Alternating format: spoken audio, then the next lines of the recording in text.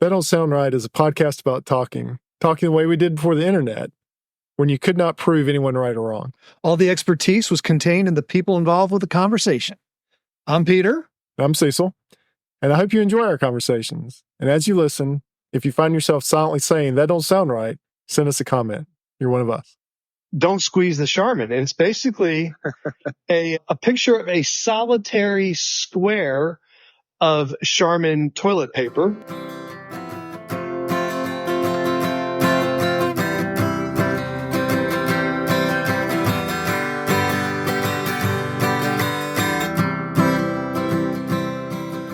Welcome back to another episode of That Don't Sound Right, a podcast about talking. We're your co-hosts, Peter Bielman. I'm Cecil Davis.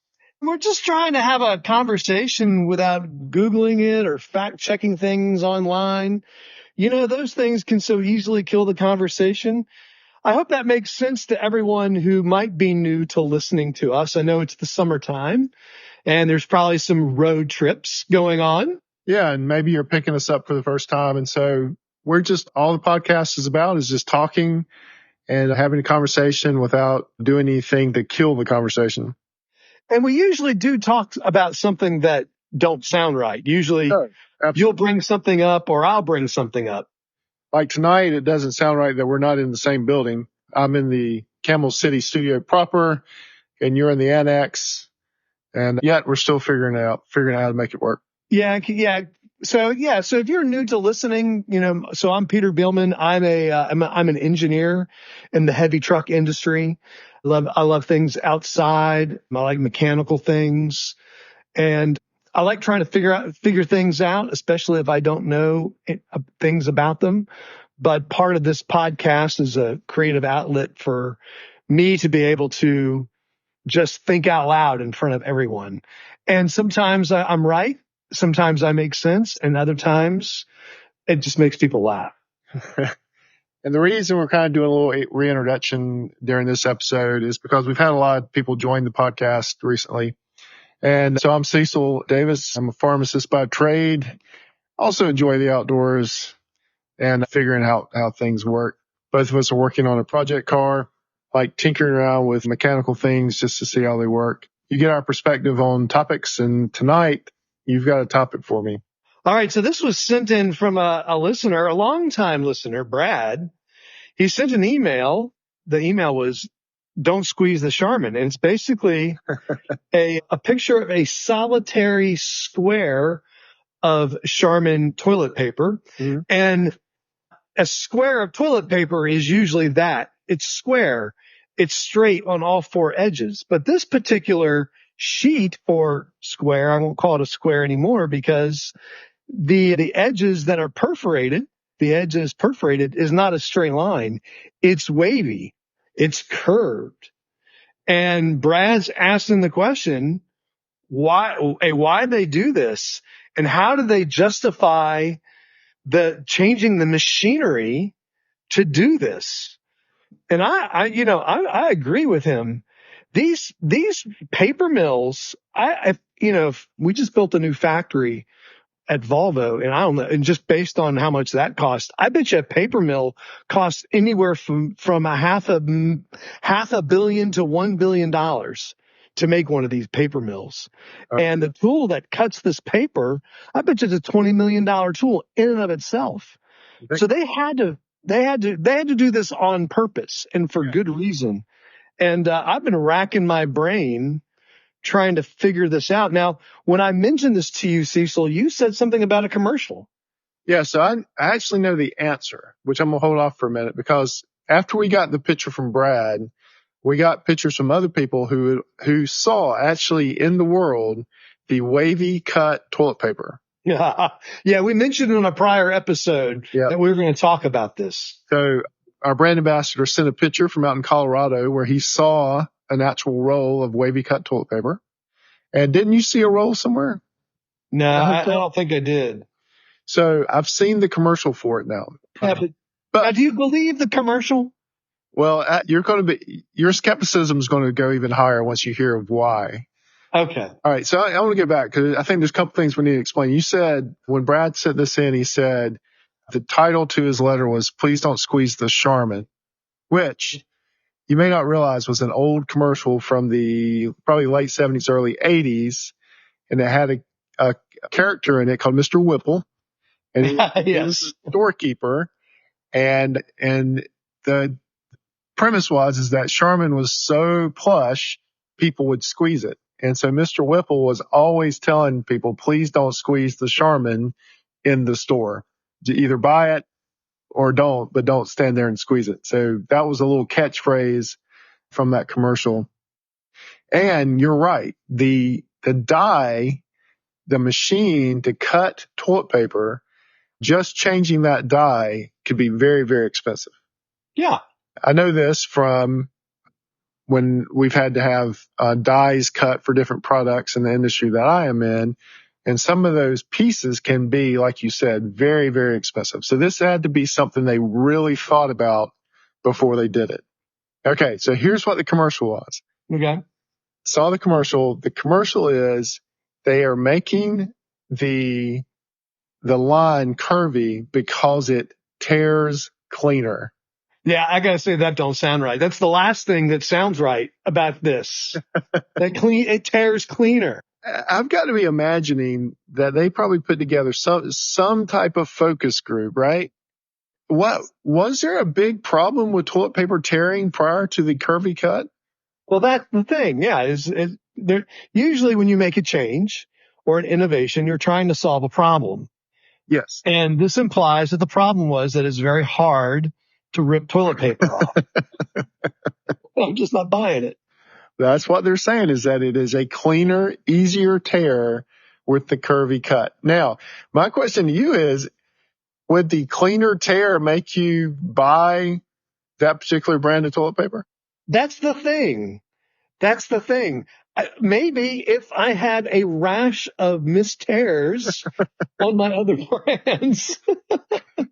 Of all the things in my life, I have very little complaints about toilet paper. Yeah, well, I mean, there are some things to complain about in some of the less expensive brands, maybe the ones that you have at work, but I still can't think through the tearing issue. Like if I was going to complain about toilet paper, it would be about the inability to get a roll started sometimes. But that's why I think they did it. Why? 'Cause to make it easier to start? I think so. That would have been my guess. So one of my guesses, what they went to this pattern, is that it leaves a sharp corner. And that sharp corner is it actually would probably it would roll out away from the main roll just on its own. So you have a place to go grab that toilet paper and instead of trying to fiddle, where's the edge of it? Where's the end of it? That this wavy edge actually essentially gives you little tabs so you can immediately see where the edge of the toilet paper is. Maybe that was my first guess. If that's what happens, then it may sway me to buy wavy edge toilet paper. Well, clearly they would have pushed that though. They would have said, look, this is so much easier to get it started. It's so easier to find the edge with our wavy toilet paper. But they didn't push that on the commercial, no? I don't remember them pushing that on the commercial. Now, I think we'll have to do a head-to-head comparison. I don't know about Cecil. Separately, we will do a comparison of wavy edge toilet paper to straight edge toilet paper. So this is my thing. I don't think. I mean, I think this could fall into several different categories of problems they're trying to solve. My first one was that it would be easier to grab this corner and find the edge. I actually felt that the wavy toilet paper would be more difficult to tear because you've now introduced a longer line that you have to tear, right? Yeah. Right now, if it's just straight across, it's only the width of the paper. But now that you introduce this wave, you've actually increased that line. That's actually more that you have to tear, assuming they made the perforations just a little bit different to account for that. I would have loved to have been in on this conversation. I think there's something else going on here. What's that? I think another possibility, Cecil, is that they have changed the composition of the toilet paper. Now, I have heard that the wood that is used to make toilet paper, Mhm. it's a very specific type of wood that it has to be of a certain density that usually only comes from old growth forests. Really? And so, and in reality, we are running out of these old growth forests. So it's difficult to find this wood. So what I'm thinking they've done is they've changed the composition of the paper. Mhm. Now, what that means though, is that they had to rebuild their paper mill. Now, this gave them the opportunity to change the tool to do something, fancy like this. But I think there's something more. I think they created that line, the wavy line, to give a longer surface area so it's actually harder to tear because of the processing. The new machines that are making the new toilet paper are running so fast these days that, I bet you the roll of these things, I bet you these things are going 20 to 30 miles an hour, the actual paper. And I bet you they start off with a roll that's as wide as a table. Oh, And absolutely. so they are spinning that thing 30 miles an hour. And then the question is, where do they put the perforation? Yeah. Do they put the perforations before they split it into rolls? Or do they put a perforation across the whole width of this big roll? My guess is they're doing across the whole width of the big roll. Yep. And then it breaks off into the different rolls. And the thing was going so fast, a straight line perforation was failing. It was breaking too often because of the new composition of the paper and the new speeds of these machines. So they had to put the waviness in it to help with the strength of the paper connection so it doesn't fly apart during production. That is a true engineer speaking. That is my theory. That's a good theory. I would love to have been in on this conversation though. If it was a purely engineering conversation, then I get it. But if it was anything to do with marketing, or maybe they did it for an engineering reason and then turned it over to the marketing department and they're like, no, we're going to put a spin on this. We're going to tell everybody it's easier to tear. Yeah, I think both could be true. The other thing that could be true is they literally did build a new plant. They literally could have built a new plant and they had the opportunity to do something new, to have a unique selling point. They had to make this new tool anyway for the perforation machine. So let's just go ahead and make it wavy. We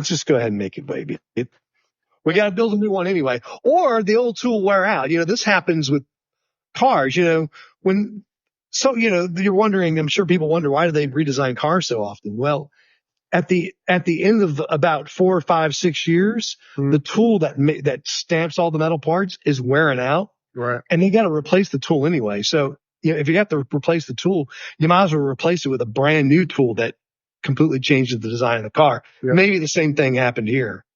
Well, there's an old skit that Bob Newhart does where he's doing like a focus group for cars. Okay. And the guy goes, why are we putting, he said, what?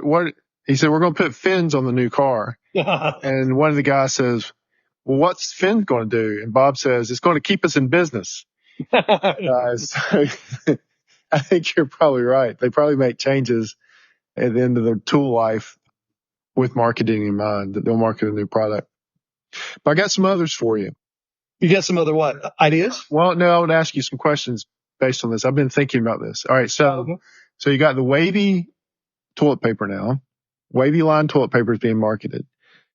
Did you, when they came out with the covered waistband underwear, did you think that was like a big deal? I don't remember this season. It was the comfort band underwear, like Michael Jordan advertised it. And so it was the elastic band in underwear was covered.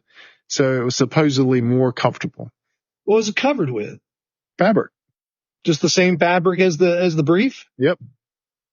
All right. So there was that. No, I don't even remember that. All right. Do they still sell it?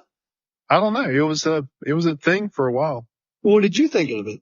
I thought it was about like curvy line toilet paper. Like I was like, wow, I didn't know that there was an issue. There was a problem that they solved for you. Yep. And you didn't even know you had that problem. So here's the other one, tagless t-shirts. Do you remember this? Yeah, I do remember that as of late. Yes. Yeah. They were advertising that the tag was so irritating that they needed to now make shirts without tags. Yeah. I never had if the tag's irritating, I just tear it out. Yeah, I think the biggest thing with me in tags is they're usually flipping out. I don't know, and everyone's correcting my tag. But then you just tear it out. All right. So then here's the other one I thought of, the zipper on Ziploc bags. Okay. So, for years you just had a Ziploc bag and you matched up the two sides. Right. And then they color coded it to make it a little easier. Well, then they double zipped it, right? They double zipped it. And then they just added a zipper. Yes, that plastic slider. Right. Once again, solving a problem, which is not necessarily. Now, I think that solves a problem. Do you really? Oh yeah, I do think that solves a problem. Well, have you not had issues closing a Ziploc bag? Absolutely. Okay. Then they've solved the problem. But I don't know if I had issues to the point that I needed the zipper. Yeah. Do you buy zipper bags instead of regular Ziplocs? I don't. Now, my wife probably chooses them, or she probably buys what's on sale. But I don't go there and go, okay, I'm going to buy this bag because it's easier to close. But it is easier to close. I think the zipper Ziploc does have a flaw. Because of that plastic bit, you can never really get it closed all the way. Yep. No, it won't close all the way. There's always a slight little opening in the corner. What about this? Have you ever bought a water bottle? Water. People say I can't say water correctly. A water bottle. Hey, you know what? You know what? One listener wrote in and said you can't say the word bench either. Hey, I can't say bench? Yeah, no, you can't. The word bench? Yeah, it sounds too much like another word. Bench. Disposable bottle of water with a spout. Ah, yes. No, that's a good one. You like that? I do like that. So I do like. In fact, I like that for backpacking trips. Actually. So it's too much to take the top off. You needed a spout. Yeah. Well, it's. You know what the problem is? Actually, it doesn't really. You maybe didn't have a problem, but it actually adds a feature in that the hole is a little bit smaller and you have the ability to squirt it. Yeah. Right. You could squeeze the bottle now and send a stream of water somewhere to wash off something. Oh, yeah. Or if you have something that's annoying you, you can squirt it.